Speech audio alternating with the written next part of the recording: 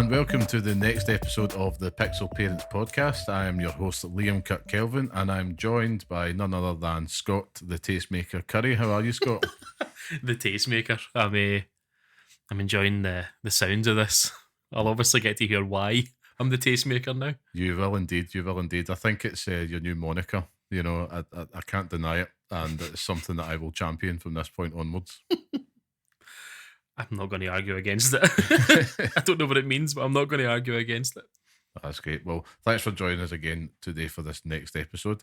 If those unfamiliar, if this is your first one, this is the Pixel Parents podcast. It's a podcast about gaming from the perspective of parents, and namely me and Scott will be your old dads taking you through that. So first off, let's kick things off. What you been playing, Scott? So, spatterings of the week have been dealt with, dealing with Final Fantasy VII Remake still. Managed to finish that just before Rebirth hit. So, I've slowly but surely been making my way through Rebirth, and I think I'm about 10 or 12 hours into it. Mm-hmm. And I've done nothing. Absolutely nothing in it. I've just been walking about admiring the scenery, listening to the music, picking up everything that I see, picking up all collectibles, everything that I can find, and generally just kind of farting about materia. That's basically all I've been doing in that.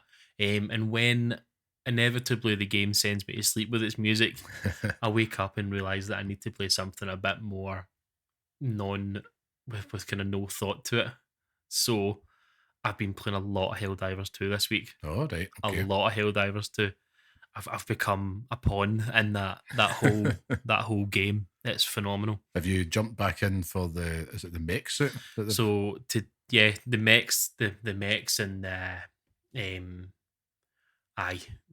there's lots of different things on Twitter X that you have to. I know we're not saying X. Fuck Elon Musk. But it's everything about it. It's just so good. Yeah. It's just mindless fun, and it's hilarious. The moments in it, you can play it solo, you can play it with absolutely random people, and you still have the same amount of fun. I cannot recommend it enough. Yeah, it's something I'm considering jumping in at some point. I think upon release, I don't know what it was, but I think it was the Arkham games or something. I was just laser focused on that. But I'm hearing good things. I mean, I like the way that they've gone about marketing the game. Mm-hmm. Very, very community focused, and it just seems to be that it's not running out of steam. Nah, I think the initial sort of previews for it and everything you saw on these PlayStation showcases never really done it justice. Yeah. It just looked like, your standard third-person shooter. But, picking it up, just having an inclination just to pick it up when it came out.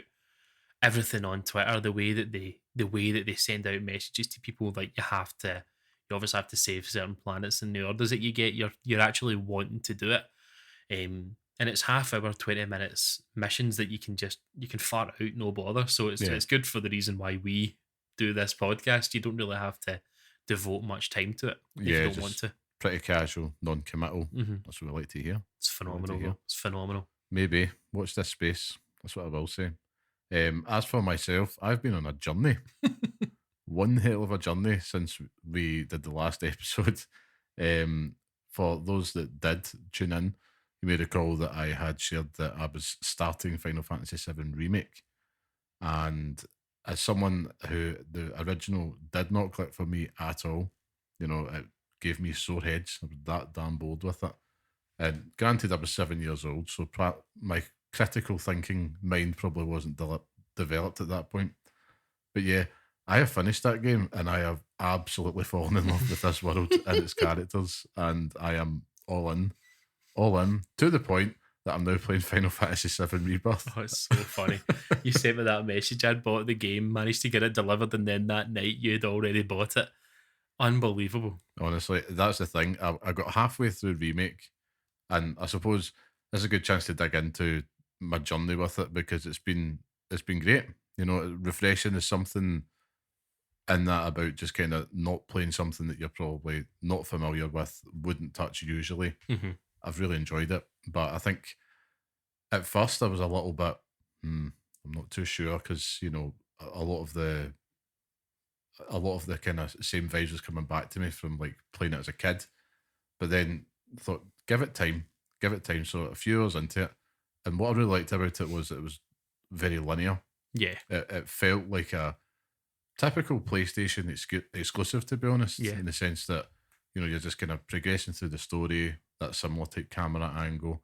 It's a lot more in depth than what those exclusives are, to be fair. But it just dragged you through this story. You all of a sudden start to care about these characters. From what I have learned about it and what you've told me is that they've fleshed it out a lot more. yeah. So we know that this is just covering the Midgar section of the first game, or the original game, should I say? And it's a lot more fleshed out in what a 30 to 50 hour experience, which It- I'm like, yeah, fantastic. And it's something which I can totally see that they've made this with obviously the fans of the franchise in mind, but for newcomers, like how do you span that out? Obviously, there's some weird shit happening in this game when it comes to like timelines. Is it a sequel? Is it a remake? Is it both? I have no idea. But I'm there for the ride. I'm just like, I don't know what's coming. And it's just been really, really refreshing. It's like just getting outside your comfort zone.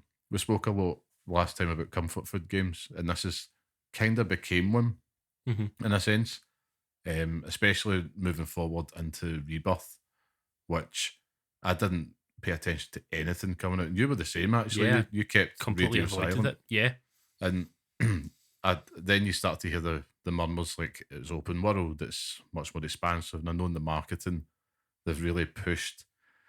If you've not played Final Fantasy VII, you can dive into this. I don't necessarily agree with that because yes, you could play the game, you wouldn't have a fucking clue what's going on. To be yeah, honest, yeah. like it's probably going to be a bit overwhelming for you.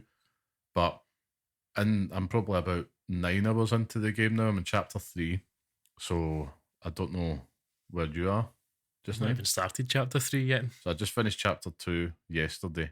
At the time of recording, I cleared everything in the grasslands, side quests, collectibles, you name it. Like just Have you even got to Cam and done everything there? done everything in That's Cam. unbelievable. I've not even done that myself. You're talking to a veteran of Have you Assassin's Creed open done? world games here. Have you done all the Chadley combat simulators? Not all of them, Oh, no. get them But done. I'm saving them up because I'm like, it's going to be a point where the difficulty is going to curve in that game, like it did in remake. I'm expecting. So the way that the combat simulator works is that you can do it at the level that you're at, Uh-huh. but there's also a dynamic level, so it changes as you go. All right, yeah. So it's set at different levels, but you can pick dynamics, so it grows with you.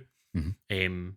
But some of the stuff that you've been doing throughout the grasslands will help you in the combat simulator, Yeah, and the materia that you pick up from that section yeah. is invaluable. Like it's you need it. Yeah, I mean, I've done one of them. I think I thought, I think it was the Titan. Yeah. I think it was. So I got that summon materia, Mhm. which was great. And then throughout doing everything in the grasslands, that materia's leveled up, so it's pretty hench. Yeah. So whereas in remake, I was just using Ifrit all the time. So I'm like, yep, get him in, because I'm just needing some help here. Um, by God, it's Ifrit. And then you all of a sudden Titans became number one for me. But at first I was a little bit right. How does this game want me to go? Because the opening, the demo section, Yeah. kind of looking at the backstory of Sephiroth, big Seth Rollins, as I like to call him now. But looking into that, and it was great, but it was really tight and linear. It was like, all right, this is more of the same. And then you're getting out into that open world, and it tries to have that Oblivion moment. And I think it pretty much does stick the landing because it's just this big, open, gorgeous world that's in front of you. And I'm like, right, what the hell do I do? And the control of it's not as smooth as what I would come to expect. You know me, like I'm open world daft. Yeah. I know I'll always joke about Assassin's Creed, but anything with an open world, I'm going to be there. Where the likes of a Ubisoft or something that might take a lot of criticism, it made me appreciate that actually they've got that down to a fine art. But what Rebirth has done is lifted those best elements, like with the towers and stuff like that, and given you just enough to do to keep it interesting without being overwhelming. And I Yeah. think that's testimony to the fact that we're both clearing the grasslands before moving on. Uh-huh. Any other open world game, you're like, I might just golden path this and come back to it. just see what the chat is. But Mhm. it's the fact that it's so tailored towards people like you and I, dads who might have limited time to game, depending on what time of day it is or what day it is. You can just hop on. It's like, right, I'm just going to go and do a few side objectives, do combat simulator, and then maybe like gets to Friday night, Saturday night. It's like, right, I'm going to progress the story a little bit. I won't say anything about chapter 3, by the way. Don't worry, don't worry. Like, there's not going to be any story spoilers when I'm talking about this, but even though people know the main beats, Yeah. you know, but it's been going in a really really cool direction. But the more I'm playing of it, the more I'm just starting to like settle into its groove, its rhythm. And I'm like, right, okay, it's got its hooks in, and I can totally see why when people are reviewing this game, they have like 30 to 50 to 100 hours in Yeah. this game Easy. easily, Easy. easily, man. And it's something that I'm actually finding that I can play in front of the kids. Mhm. I've only had it for what, a week, 10 days or something at the point of recording. But I think they've been interested, particularly my daughter. Like, she's really big fan of Aerith and a pretty bow. She keeps on talking about that, and like, oh, what's Cloud doing and all the rest of it.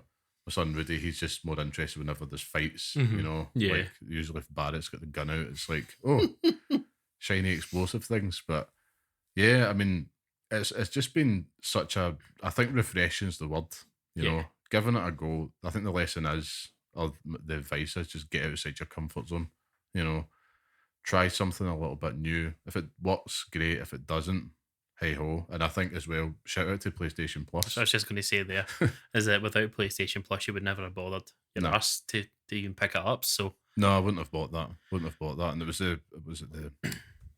Intergrade. Is that the yeah, PS5 that's the version? PS5 version. Yeah. Playing all of that and just enjoying it, getting to the benefit of all those upgrades and enhancements. It's just been fantastic. And I think the fact that it did help, let's say, the linearity of it. I could sit down an hour each night if I Mhm. had that Yeah. and just work my way through it. So yeah, and that is why you've been dubbed the The tastemaker. taste maker. I The love it. tastemaker. I absolutely love it. You did insist though. It's one of those things where remake is so the kind of the linear that linear. I can't even say the word, but it is so linear that that it's easy just to make your way through it. Yeah. Um, I think approaching it from because I've obviously played through the entire thing all over again, Yep. got the platinum trophy for the main game, That's it. which was an absolute bloody nightmare. Impressive. And then the 2 days before the Rebirth came out, I was playing the Yuffie DLC, Mhm. and I couldn't. There was two trophies that have gone by the wayside. Notoriously difficult, Right. Okay. notoriously difficult for its combat simulator stuff, but um, maybe something I'll go back to. But I think that the remake does a really good job of letting you sort of dip your toe Yeah. into Rebirth. It does a really good job of saying these are the characters that we have. Kind of they don't really do much in terms of telling you their backstory. It's just you learn that as you sort of make your way through it. And as you said, if you were to jump into Rebirth without any experience of that, I think it would be quite you would find it quite difficult. Yeah. Even just Red 13, a mad fucking dog. Do you know what I mean? Like, My boy. obviously, no, I know everything about the guy because I know exactly what happens in the sort of main game. But if you were to pick up Rebirth without any experience of Final Fantasy at all, you'd have no idea. But even like I suppose we're entering light spoiler territory for the very start of the game. Mhm. But when you're introduced to Zack, Yeah, now I'm not going to go play Crisis Core. can't say it's a spoiler because he is literally on the front cover That's of good. the box art. I'm very sensitive to it. You know what it's like. Yeah. You know what it's like to the legions listening that might not. But I remember saying to you, I was like, right, is there anything I need to kind of brush up on? And it was a great shout. It's just like, just go check out a video about Zach or even about Crisis Core and just get clued up on him. Because, and without that, I'd have been, spun for a loop at the Mhm. start of it. It's like, Yeah. who is this guy? Is this like, Dark Cloud? What the hell is this? Like, Is that why is not a it? different PlayStation game, Dark Cloud? Is that like an It's actually. old ass PlayStation game? Um, it's difficult, and it's it's obviously done in a way that it knows where it's going Yeah, without saying too much. It knows where it's going to take you, and it's intentionally keeping things back, you know. And I think that's the beauty of it. Playing it, I wish I could play it from your perspective, mhm, which I kind of am because I obviously don't know the way they're going with it now with yeah, the ghosts and all these kind of things. But um, you know, I understand the main beats of the story, and they'll be there. yeah. And But I think there's the main beat of the story, which is probably like the biggest spoiler in gaming history, which we won't mention just in case. But you're constantly like, right, I'm not going to get attached to this character too much because I know what's coming. but But is it? But is it? well, That's the thing. that's the That's the thing. thing. I have had the thought. I'm like, are they going to do that to someone else to just kind of freshen it up? Because is there some type of fucking MCU multiverse thing happening here? I don't know. Everything's multiverse these days, but I think I was playing it, and one of the big things that struck me, and you're going to love this, right? This is like one of the big comparisons I said I had stored up for you, but it reminded me a lot of Lord of the Rings, right? In the Yeah. sense that remake felt fully like the Fellowship package, in the sense that you've got this group of characters, they've got a very specific mission, they're just trying to get out of Midgar, and then they're obviously, low key terrorists. And you kind of get used to them, and you've got like, the hero that doesn't is quite mysterious, doesn't say much like Cloud, he can be like into Aragorn. You've got like Aerith and that kind of whimsical type slash Gandalf, Soothsayer slash Frodo type role. I could go on for days, but then I'm like, right, we get to Rebirth and it opens up, Hmm. and there's obviously going to be that, classic arc storytelling. Like this is going to be the Empire Strikes Back type Two Towers moment where shit hits the fan. Hmm. And I'm like, that's great. It's stuff like that that I found really appealing because it's like it helped me make sense of the Hmm. structure of it. Yeah. And like you says, where it's wanting to go, you're just kind of buying a ticket, you're taking a ride. It's like, I don't really know where you're going to be taking me on this, but I'm there. Hmm. And you all of a sudden just like playing Rebirth, and it's like, I'm someone that's like invested in this franchise now for weeks at this point, Yeah. and I'm playing Rebirth, and I'm like seeing characters from Remake pop up, and I'm like, oh, it's a wee smile and that type of thing, and it's like, um, I've developed a connection to It's them, and Chadley. It's Chadley, isn't it? no, He loves Chadley. no, I can't say, I'm not He going to say. absolutely loves Chadley. No, but he doesn't bother me that much. To be fair, Chadley. I mean, even just from the start of it, seeing like Barrett again, Yeah. the way that Red is kind of just almost narrating things at the very start of Hmm. the game, and I'm only going to divulge into that first hour. But there's been other guys and people that have popped up, and I'm like, oh, I remember you, and I suppose that's the benefit of playing back to back. If I played this in 2020, it Yeah. might be a different story because I've got a memory like a goldfish. But to be fair to it, the quality and the strength of the writing is shining through. Yeah. The character development is shining through, and more than anything else, I'm invested in that. I'm really keen to see where are they going next. There's so many classic video game tropes of, oh, we're going down here. We're just going to chuck you down there, and you have to take the long way all Hmm. the time because that's how video games work. Yeah. And usually in other games, I'm like, oh, for Christ's sake, like, do I have to? This one, I'm not bothered. It's Yeah. like, cool. I'm going to experiment with different abilities, just try and change up my combat approach, take time to explore, which Hmm. I'm doing a lot more in Rebirth. Admittedly, in Remake, I'd definitely You beelined it. did. You beelined through that game quicker than anyone I've ever Yeah, seen do it. Well, I say that, but like you did a lot very quickly. But yeah. it's good. It's good to see that you're taking your time with this, and I think you know it might mean that down the line you might want to go back to remake and view it. You might view it in a different way Yeah. after you see this because I probably will as well. I'll probably go back. Um, but yeah, it's incredible, and you it's so good. Like it is. Even doing this tonight, it's what time are we on now? 9 o'clock at Yeah. night. Kind of only time we can record are when the kids are in bed. But it's it's just thinking about after this. Going home. going home, getting up the road and playing it. It's just so good. And I just want to devote any time that I've got to playing it, but I'm also knackered. Like Oh, when I go and play it and I start listening to the music, the kind of the main world music in the grasslands, and I'm like, oh man. I'm literally falling asleep as I'm playing this, Yeah. fighting, mad monsters and falling asleep as I'm playing it. But it's I literally just cleared the grasslands last night myself, Mhm. and I've gone back to Cam, and I'm now doing all the daft things there, Queen's Blood and everything like that. Oh man. Liam's an absolute whore for a card game. Please don't ask him about Marvel Snap. Oh, mate, Please don't that get him started. I'm going to get started now. Like you've got me started, but on both with Queen's Blood.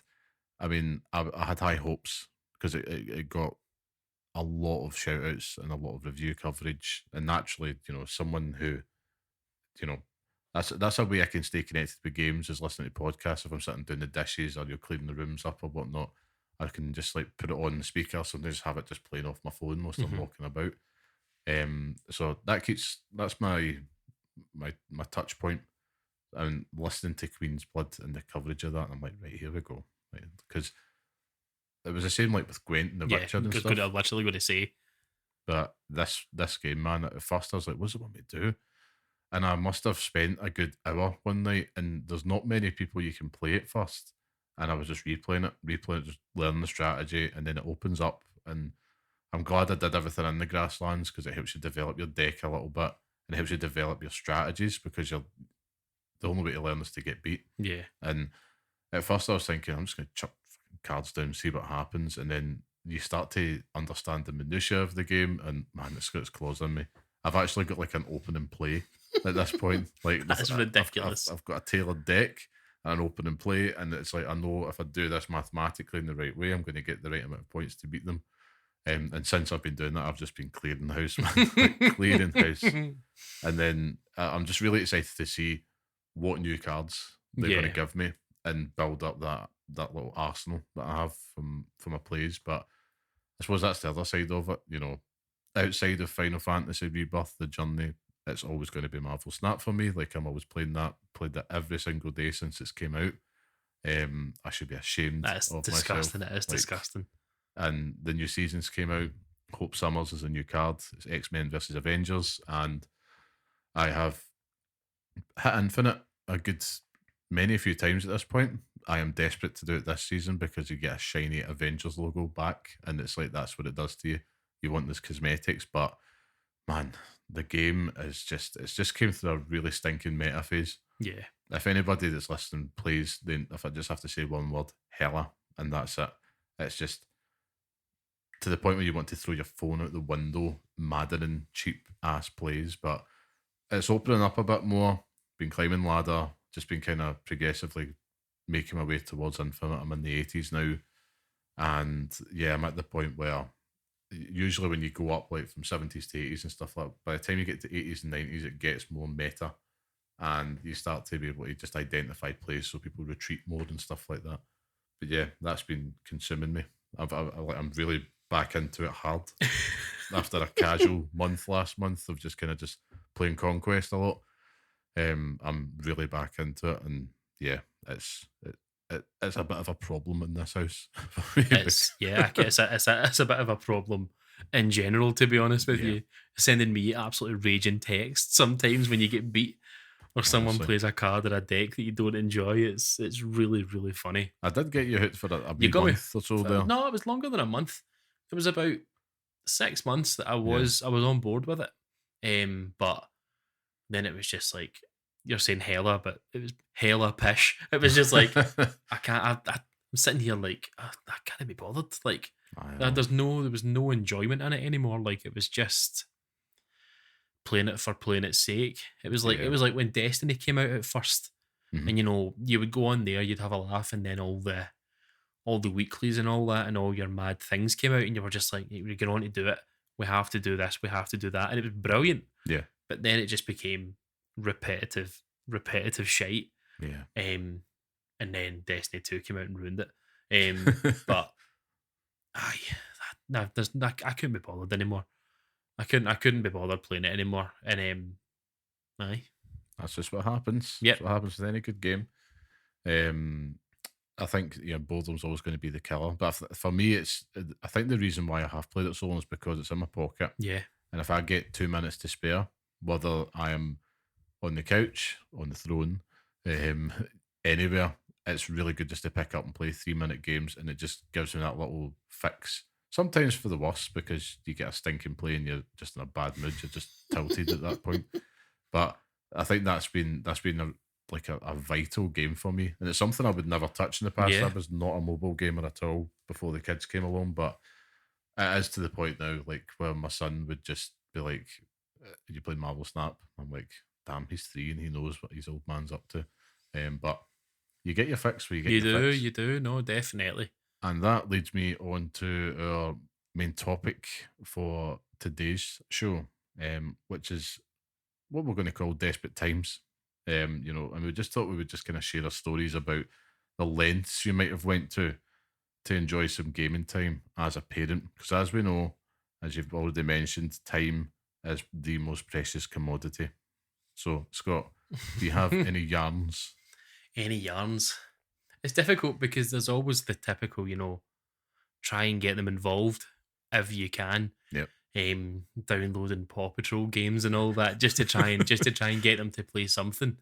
Or handing them a controller when you're playing something else so they can pretend that they're playing it with you.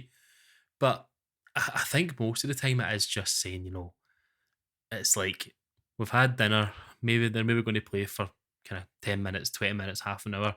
Say like I need to go to the toilet. Like just go and sit in the toilet. Maybe take my Switch or take the portal with me, and just fart about on that.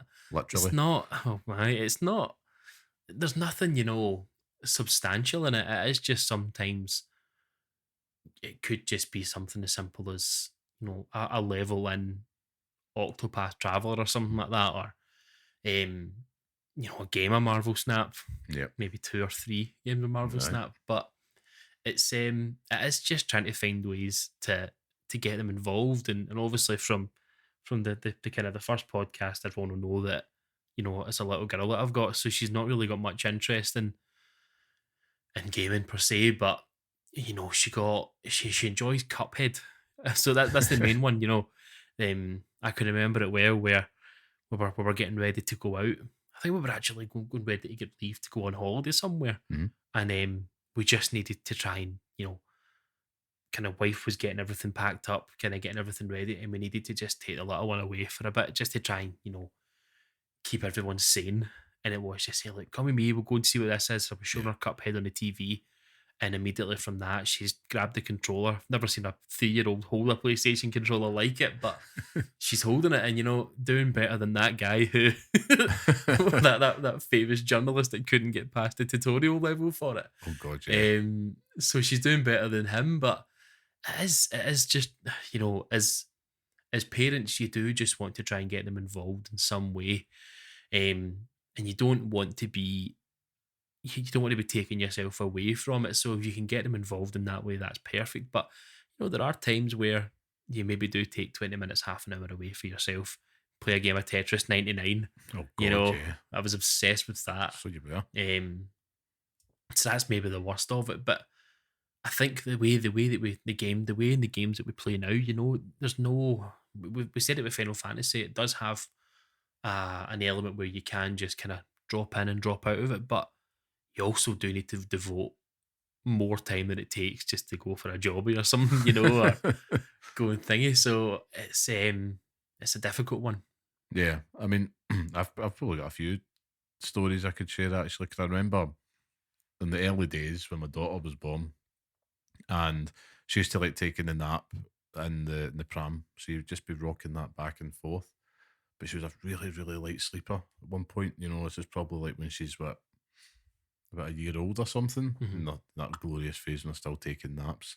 It's still there, but she would be asleep there, and I'd be in the hall, and I've got like the doors into the living room, got windows in them. I don't know what you call them, the French doors, French doors. right? So, and I'm sitting there rocking, but as soon as you stop rocking, you give it a couple of minutes, you should be up, right? So you'd be standing there as you do, like a dafty, You know, we've all been there, like if you're on the swings or something at the party, just there for ages. So I'm just rocking it. So with one hand, I'm rocking it, and then I eventually just start to develop a technique with my elbow. And I thought, I'm going to try this, and I get the DualShock out, and I'm just sitting playing. I don't know what game it was, maybe God of War. And I'm just sitting playing it, just watching it through the windows of the French stores, just back and forth. Because it was back in the days, like with early doors. So it's like my wife had a different job at the time, so it's like she wouldn't be in the house, and I'd be there some days. It's like, right, okay, and just be back and forth. Just this, I'd never forget this motion, just back and forth with this controller. Experiencing one of the best games ever made, and it's like that's what you do to get your fix back in the day. But even now, like I'm a big fan. My son, he's definitely a lot more interested in the games. I think it's just because of the subject matters of the games that Yeah. appeal to more. I mean, things like Paw Patrol games appeal to all. I know they've got like the Princess Peach games and Mario games and that, which appeal to all. But he's more interested in everything. But I mean, I'm not going to stick on GTA. But I've done the thing where I've got an Xbox controller there and it's got no batteries in it. I'm like, right, you take that. And I remember just sitting playing Spider Man 2, Hmm. which is, PlayStation. He's sitting with an Xbox controller. And I'm like, no, you push the buttons, that's helping it. And I'm like, this is brilliant. Just a wee 20 minutes or so just to get a fix in. And I think my wife, she's just like, he's happy. Just leave them both to it because, you then start to narrate the games and commentate on it to try and help them experience it. And I have tried, we've did like co-op play on that Paw Patrol game. Um, Man, it's so frustrating. Like That's the worst. so frustrating because the good thing is you can press triangle and take control and swap characters, Yeah. and just eventually just to the point I'm just playing this myself. And Yeah. he's like, oh look, I'm Rubble. It's like, no, you're no, I'm Rubble. You're really good at this, wee man. Like, No, you're wow. brilliant at this. And for a brief second, I'm like, I might actually just play this game. Just There's because it's all, some platinum trophy hunter that has I know. done it and is still probably doing it now. My darkest moment, I did consider it, thinking, I just platinum this game Oh, just for a God. laugh. But it's like if I'm going to spend time with playing stuff, it's sure as hell not Paw Patrol. um, but yeah, that's kind of like some of the more desperate things that I can remember doing it. But I think it all just comes. The big thing is not necessarily a story; it's a habit, which is I think my wife called it. It's like I don't know if it's like sabotage or something like that. Self sabotage, or there's a fancy name for it. I've totally forgot about it. Should have wrote it down. But basically, when you stay up late at night, Yeah. despite the fact that your body is like that, you need to sleep like 7 hours a day. Forget about it. I'm going to get 4, and you stay up late at night, sabotaging that part of you just to get your fix in. And I'm not talking late; it could be to midnight, Hmm. Yeah. But that difference between you going to bed at like 10 o'clock because you're just cream crackered and the kids have just taken it out of you for the day. You're like, nope, I'm going to do it. And there has been times I'm sitting there, the dry eyes, and you're like just rubbing your eyes playing, or like it says, you fall asleep playing. Yeah. Happens all the time. Hmm. But you still do it, and that's probably the biggest. I think in terms of a desperate habit, I can't think of anything more desperate. Yeah. No, definitely. There's barely any time in the day, enough as it is, with school runs, with breakfast, with any issues that you have in day. Then you've got to work. You got to work, Yeah, finish work, dinner, bath, bed. Actually spend time with our loved ones, family, and then do whatever else you need to do. Walk our dogs, oh god, I, everything else you need, and then it's get a bit of time to yourself where you can, wife is going to bed or she's doing a bit of work herself, or everything else is set. And you say, I'm going to go and get a few hours.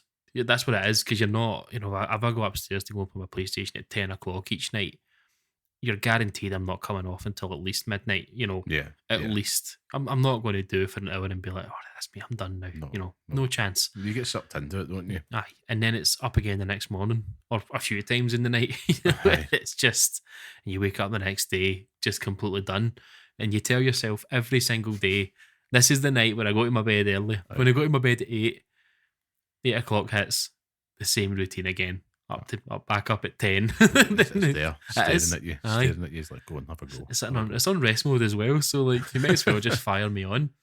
But aye, that's probably as desperate as it gets. I have another one though. And even I've got one as well. Even kind of taking parenthood out of it, but just like families Hmm. and having family members and kind of family members who have children themselves. Is it family parties taking yourself to the room that has a PlayStation in it so you can sneak some time? Yeah. Oh, what's that? Is that Fortnite game? I've never played that before. Sitting absolutely rinsing folk at it because you just want to get away from everyone. It's Yeah. just, and you get pelters for it. My wife gives me pelters for it because she knows that it's coming. She knows, where have you been? I'm like, I know where you've been. You've just been upstairs playing the PlayStation. So it's you take what you can. Yeah. I mean, that's what another one that just came to my head there. It was it's again a desperate times is this, right? So obviously when everything's said and done and you want to just chill out at the end of the night, obviously your better half's there with you as well. And it's like, right, I'm not just going to just like, right, beat it. I'm going to go sit and play stuff. There might be some nights where it's like, "Do you know what, I'm knackered, go do your thing. That's it." And it's like, cool. Or vice versa. But I have entered what I call the TV season, the golden season, where reality TV and, appointment television that aligns with my wife's interest are stacking up. Yeah. So you've got things right now like Married at First Sight Australia. Oh, God bless those Australians. Because that coupled with the portal means that we can sit there, we can be around each other, we can still converse and have a laugh, but we're both engaged in different things. Yeah. And I was joking about it the other day. I'm like, this is glorious. Basically, this is us up until the summertime because it's different when the summertime hits because, as you know, the nights are lighter. There's probably not as much time, and also you're sweating. So you're like, I don't really you're not really as in the mood. I'm probably more likely to want to play the games during the day more when I can't. You want something you can't have. But when it comes to this TV season, oh man, it's glorious. It is glorious, and it just made me realise like how quintessential these portable No, the handhelds handheld stuff are to Aye, us. yeah. It's that's something that's definitely changed a lot. We'll always speak about this. It's like that's probably the biggest step change. Mm-hmm. Then when you know you're sitting playing the portal for a few hours, have watched a reality TV show, they've watched whatever. It's like, right, good night, and then you get back on like whatever your preference is on the big telly, and you're like, cool, fantastic. But I mean, I was thinking about it the other day, and it's like I'm actually giddy that this TV program's coming on. 'Cause it's like, cool, we get to get out of that winter funk where it's like, what do you want to watch? Yeah. I don't know. Have a wee look, and then before you know it, you're watching some absolute dross reality crime documentary, and you're like sitting in both of you are on your phone. It's like, this is rubbish, That's shite. absolute Aye. rubbish. Although, say sitting in the phone, sitting in Marvel Snap, Sitting there playing Marvel Snap under your breath, like you're fucking bastard. Was that on? Nothing. No. It was a dog. The dog, aye. The dog's sleeping. No, but it's one of those ones that's interesting. I mean, we'd be keen to hear from anyone else. What desperate stories that you've got to share from your time. Juggling the kids and your lust for gaming. We'd love to hear from you and just share that on the podcast and future episodes. So yeah, that was actually a pretty cool discussion. That enjoyed that. It's been it's nice to it's nice to not realize that you're an absolute heathen when it comes to these things. Like we don't take over the television. It's not like anxiously trying to get away from family. It's that you try and work around yeah, everything.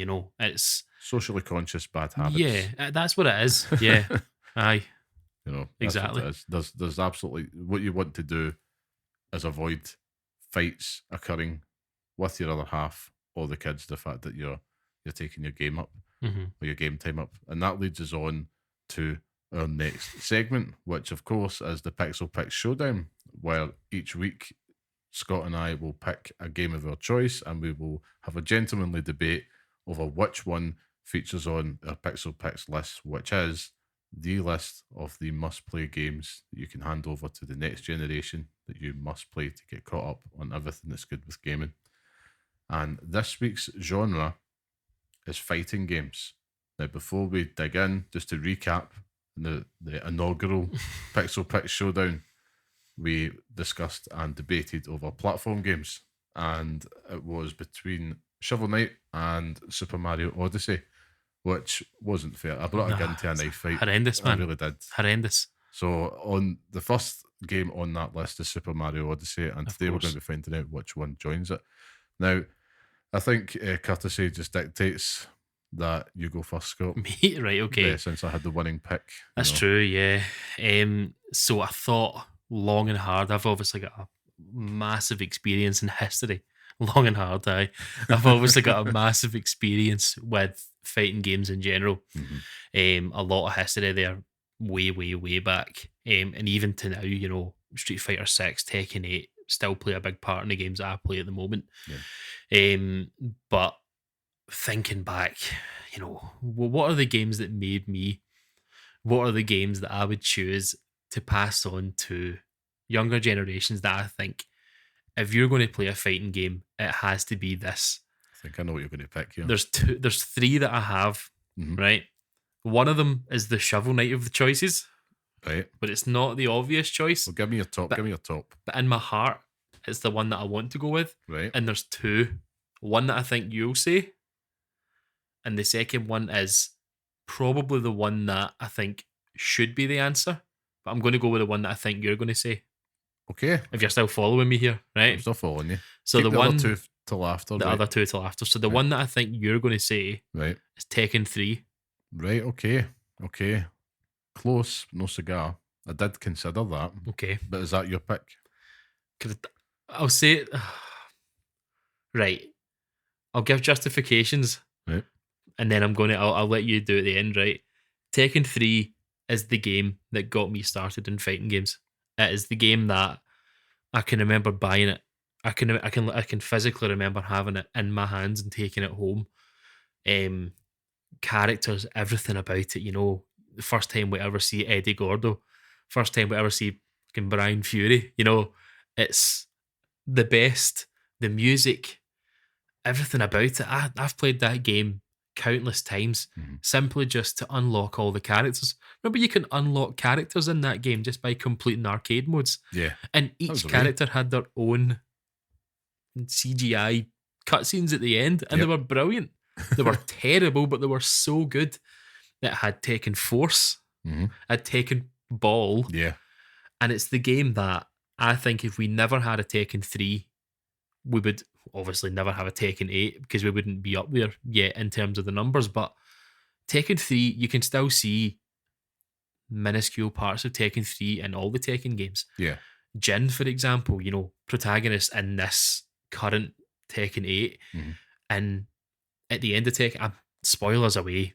The game's been out for ages, Spoiling right? a fighting game. But the story mode. But at the end of that, you're playing different generations of Jin, and you're playing Tekken 3 Jin in that. So the long reach of that game has taken us from when that game came out in what? Late 90s, early 2000s? 1997, I think it was. To now, 2024. It's unbelievable, right? Pinning that. I think that's the choice because my heart tells me. But okay, Tekken 8. Oh, sorry, Tekken 3. Tekken 3. Tekken 3. The second one that I have with my head, Super Smash Bros. Ultimate. That's it. That's what I thought you were going to pick. Right. And it's purely just because if we're passing it on to next generations, it has everything. And it literally says that on the box. It literally says we have them all. Yep. They have Mario. If we're going down the easy route, they've got Mario, they've got Luigi, they've got Metroid, they've got Snake, they've got Sonic, Pac-Man, they've got bloody Kazuya's in there as well. Yep. I think it's a no-brainer. I really do. I don't, myself, I do enjoy Smash Brothers, but I wouldn't say it's my favourite fighting game. But it's a game that you can't deny the success that it's had. No, absolutely not. And absolutely not. Through time, way back when you've got Melee and all that and everything as well. So it's just Super Smash Brothers has had this massive impact on fighting games as a whole. But Ultimate, if you're passing something down that game, you could play that game forever, and it's brilliant fun. And the final, I'm only saying this, I'm not going to choose this one, but I have to put it out there so it's in audio format somewhere. It has to be Soul Calibur 2. Oh man, it has to be. 3 different versions. Mm-hmm. PS2 version has Heihachi in it. Maybe we're just learning that all my favourite fighting games have Tekken characters in them. Has Heihachi in it. Xbox version has Spawn in it. That's right. And the GameCube version, Link. That's right. So it did. So about that. Yeah. It's Super Smash Brothers and Soul Calibur. So it's just I played that game probably equal amounts as I played Tekken 3. I love Soul Calibur 2 with every fibre of my being. I love it.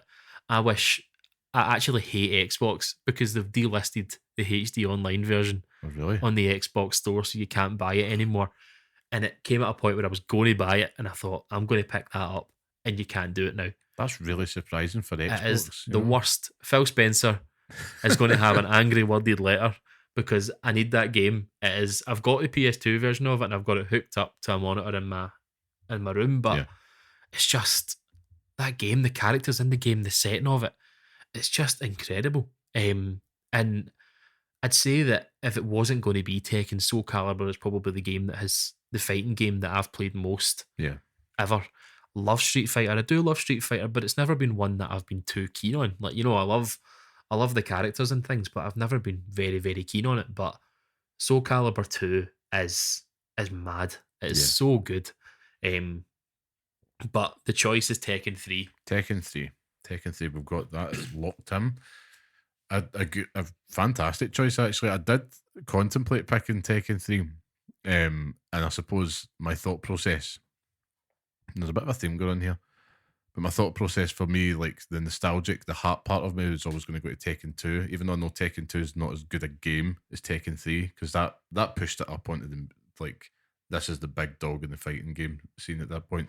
But Tekken 2 was the first game I owned on the PlayStation, and the same thing, that was before I had a memory card, and I used to sit and play those arcade modes to unlock characters and do that days on end, and just to get the wee CG. Like, they're so crap. Yeah, they're terrible. They're so crap, but at the same time, at the time, you're like, oh my God. Yeah. Anything that was, anything that like a cutscene, a movie was just filled your imagination.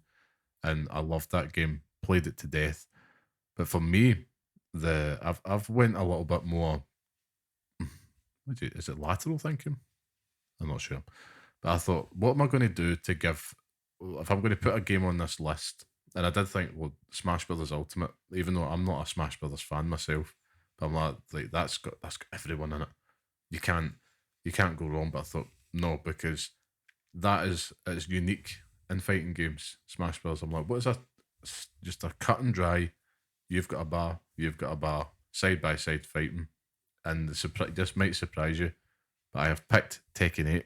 Right. Okay. I've picked Tekken 8. I'm not surprised. The reason being is, I was really thinking, what is going to, if I'm putting a game on this list, I'm always thinking, like, this is going to act as, in a lot of cases, this is the upper echelons, the absolute, halls of Olympia.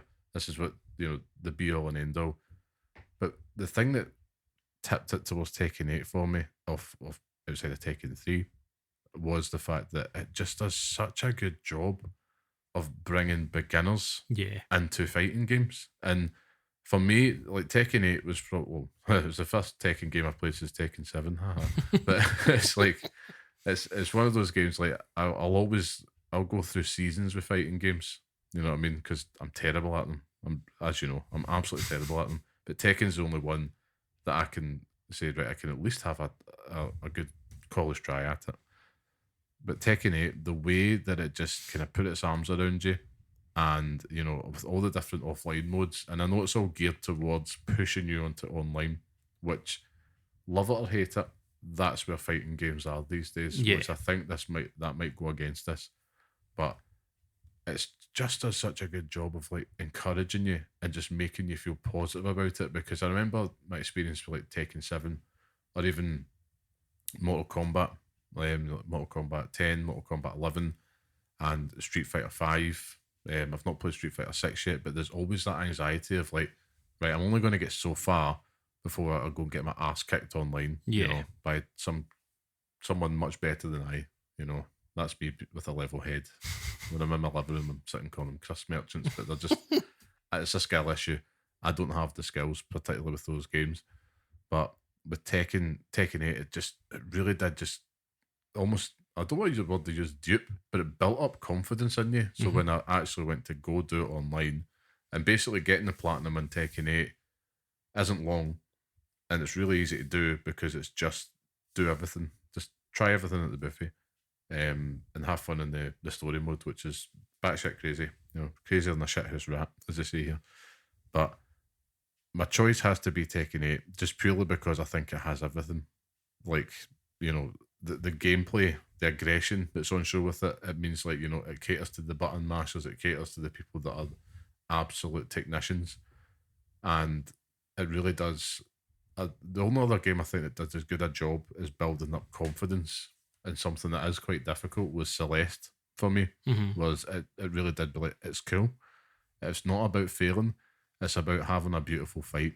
And I always remember that, just playing it, laughing away, kind of thinking that it's cheesy as all hell, but it's like, right, okay, it's getting you to think about fighting games in a different way, because as we know, I think the big problem that fighting games has is that there's such a barrier to entry. That's the biggest problem they have. Full stop. Yeah, Like it's just that is the issue that fighting games have and have had for the longest time.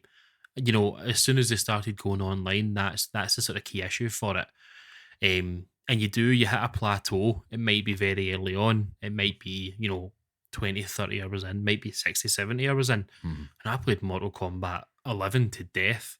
yep, And it got to a point where it just became a slog at that point. It was just, there was no enjoyment in it.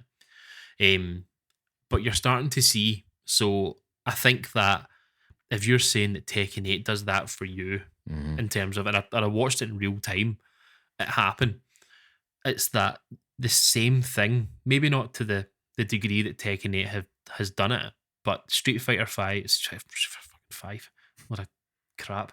Street Fighter 6 does a really, really good job of that. yeah, Everything that it does, even Dragon Ball Fighters as well does an absolutely phenomenal job at it yeah. too, where you could literally hit square 1,000 times and you could still, as long as you know how to block, you could probably win 10% of the matches that you play. It may not seem like Mhm. much, but that 10% makes you feel like Oh, Daigo, you know what I mean? You feel one amazing. one win, and it's Yeah, just did that dopamine hit from it. yeah.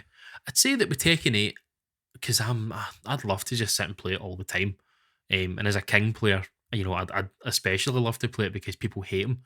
Um, but as someone that I do like Wii game modes and stuff like that in these games, I feel like it was too much, Mhm. and it wasn't. I didn't.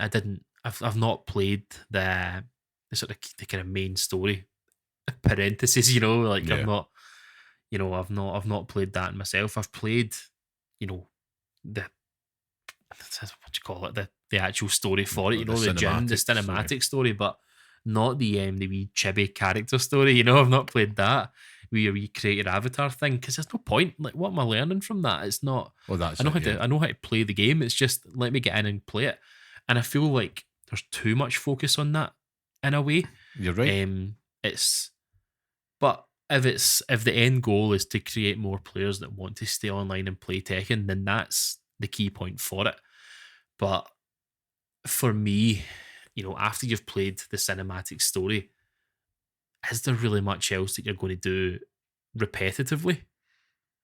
Yeah, I mean that's the challenge now as well. Like, and this is where I think I'm going to say now I don't think it's going to beat Tekken 3 on this, purely because it, I think it's just it's born of a different world. It's Hmm. pushing. It's that whole thing. It's pushing you to online, Hmm. and that's a big barrier because, like you rightly said, you're going to plateau. Like, maybe that person that's done all the modes and they're using the special style and everything, they're going to get found out by just a better player, because it's a skill based, like, kind of hierarchy with Yeah. fighting games, as it should be. Hmm.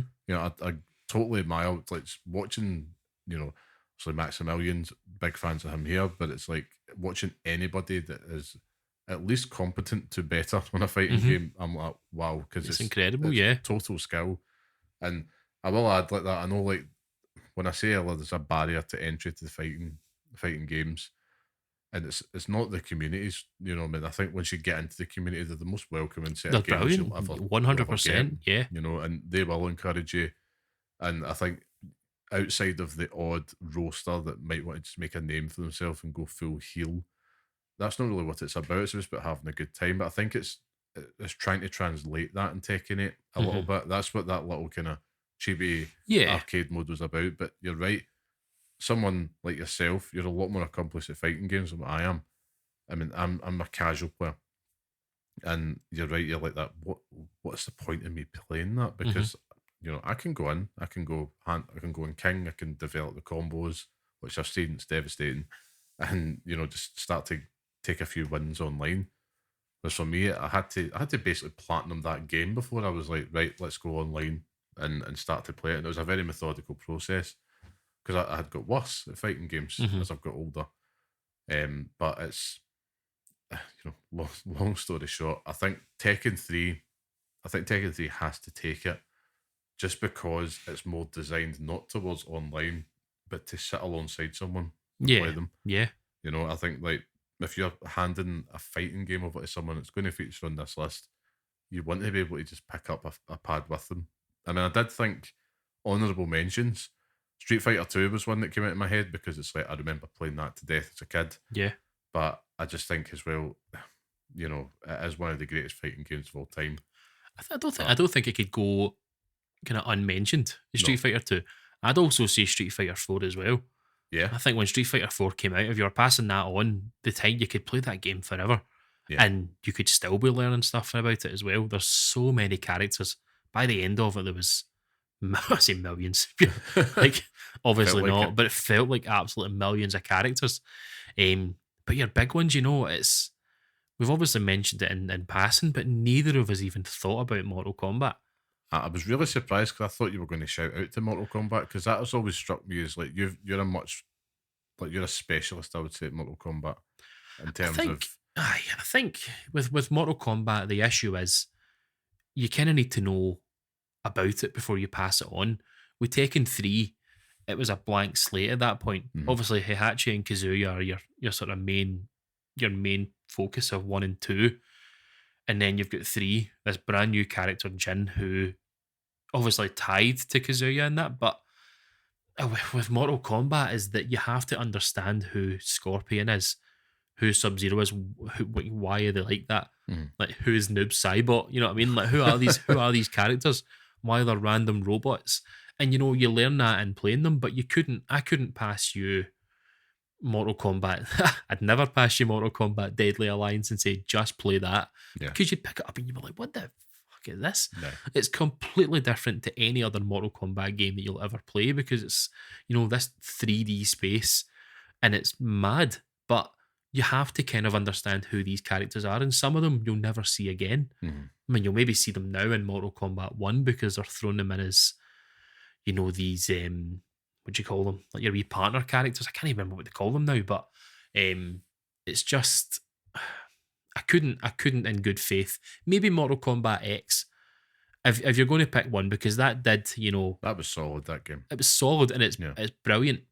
Um, but you can't deny that Mortal Kombat's impact is, you know, culturally, no, it's significant. it's significant, aye, but I wouldn't put it in a if we're passing it on to younger generations, definitely not going to pass it on that list. Yeah, maybe when they're a wee bit old. Again, I said this last time. Like Yeah, it's the kids are going to get their hands on that stuff yeah, anyway, aren't they? I think if as long as it's not blue, that's kind of my line.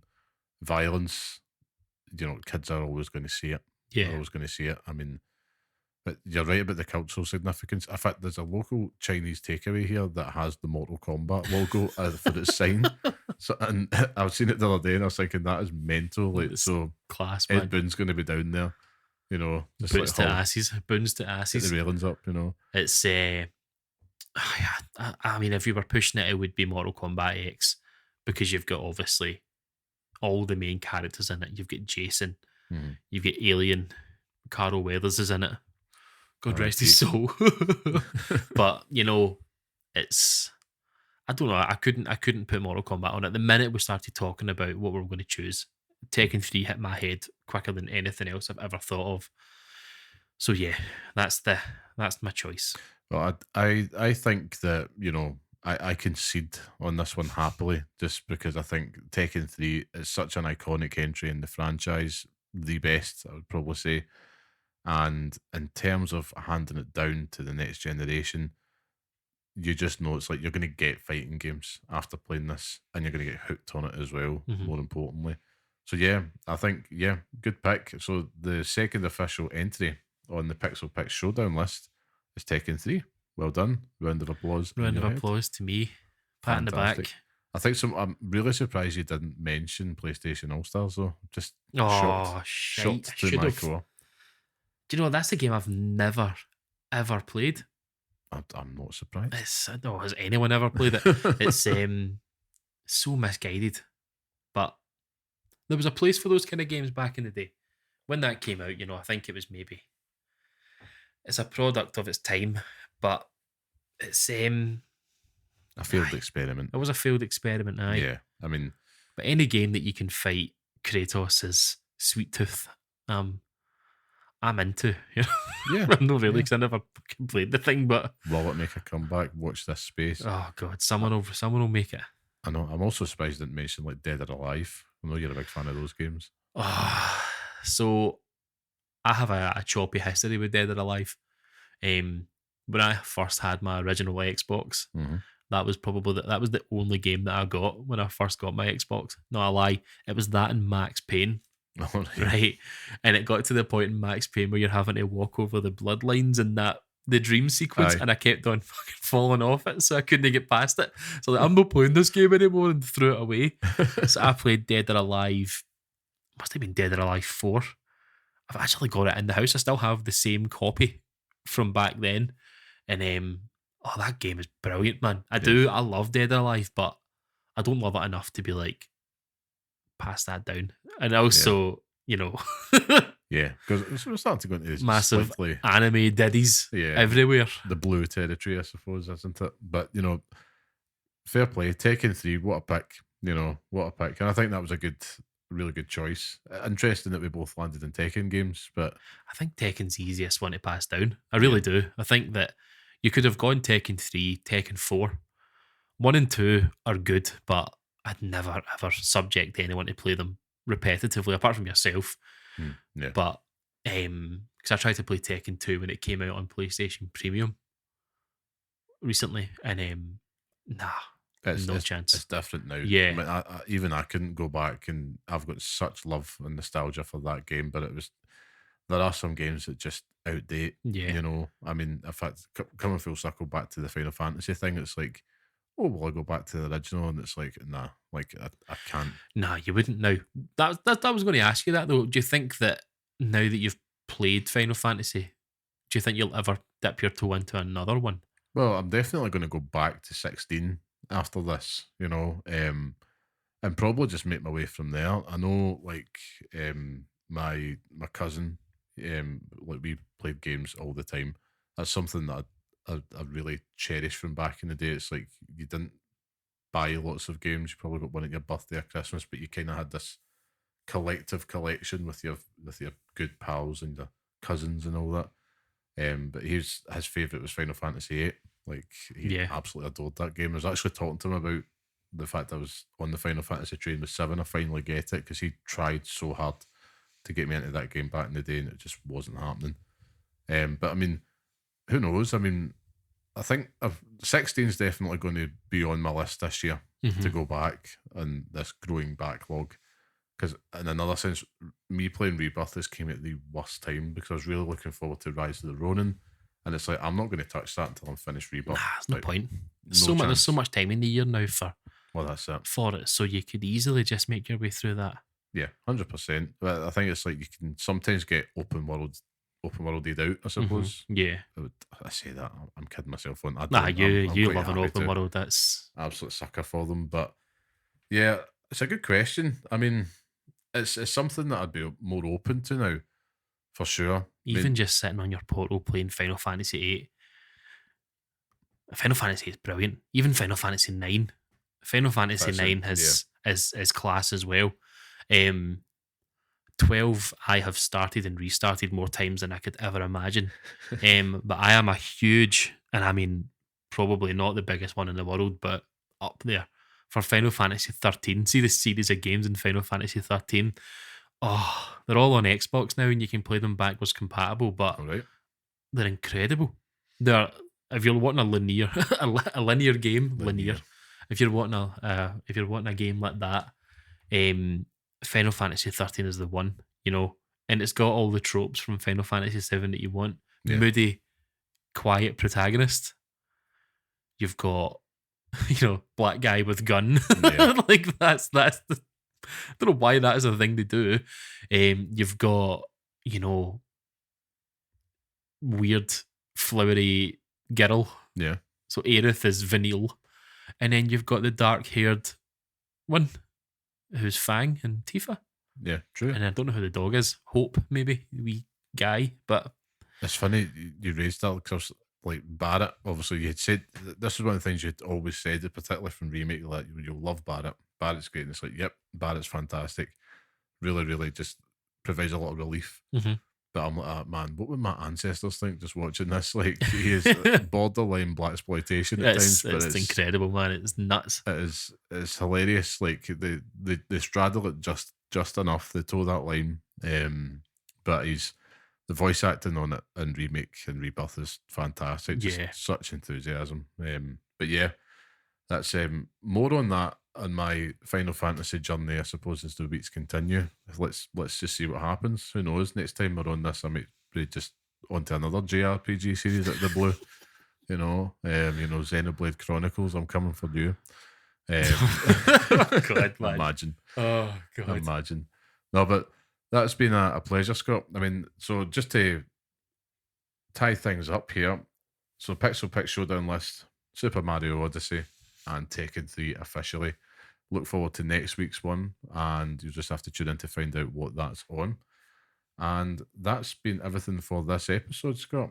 Do you have any closing thoughts you'd like to share with the listeners?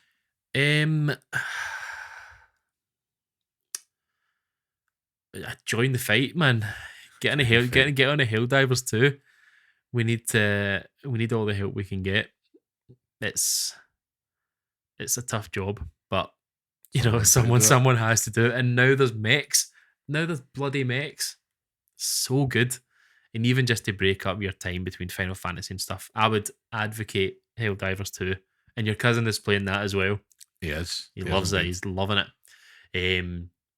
Apart from that, though, I mean, no. I don't have any closing thoughts. Absolutely none. So no, that's been a great discussion. Thoroughly enjoyed that. And thank you to everybody that has tuned in to listen to the podcast this week. We really appreciate it. You can listen to us on all major podcast platforms, and as well, if you can give us a follow on Twitter as well at pixel_parents. I have been Liam Kelvin, joined by Scott Curry. That's me. That's all from us. Thank you. Chat. Jack.